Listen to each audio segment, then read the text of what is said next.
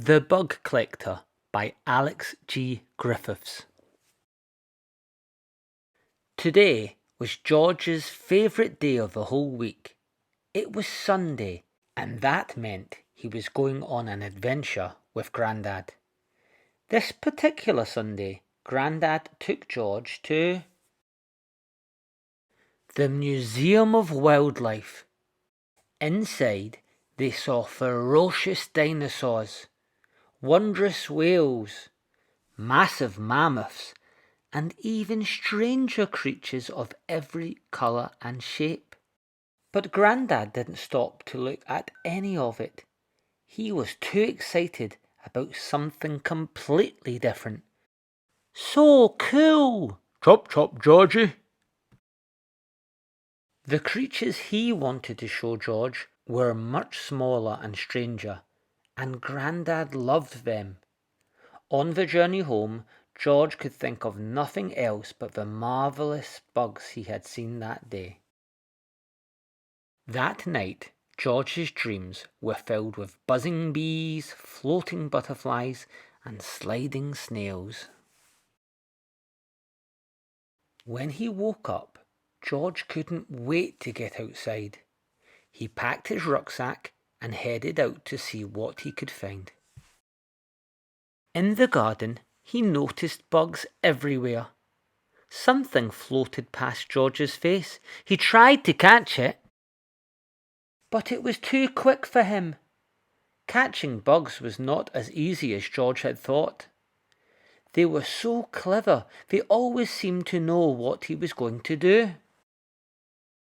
George had to learn to be even more cunning to outwit them.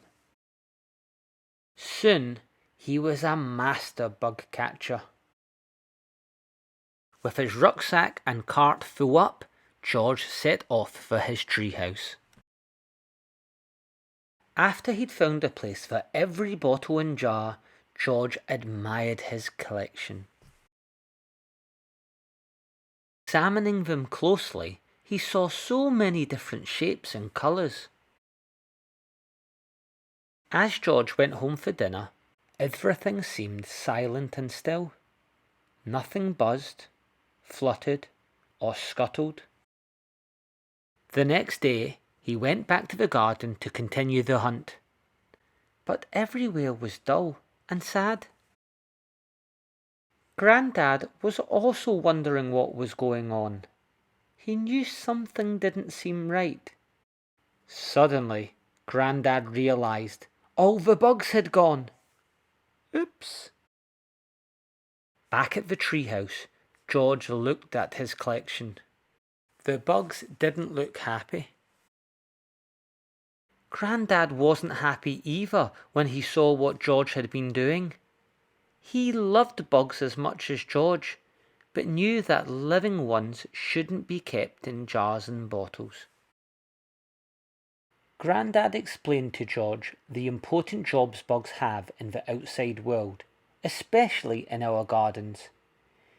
Bees help to make lots of new flowers by carrying pollen from one to another.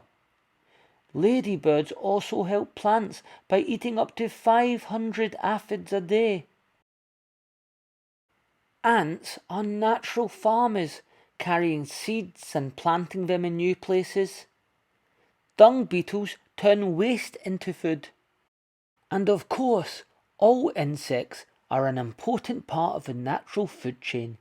If we take them away, lots of animals won't get their dinner. George listened carefully. He knew what he had to do. He opened the jars, the bottles, the windows and doors, and the bugs flew out. The sky was alive again. George was sad to see them go, but Grandad was smiling. He had an idea. It took a little while, but together they changed the garden into a bug sanctuary to share with everyone. George's great big bug world.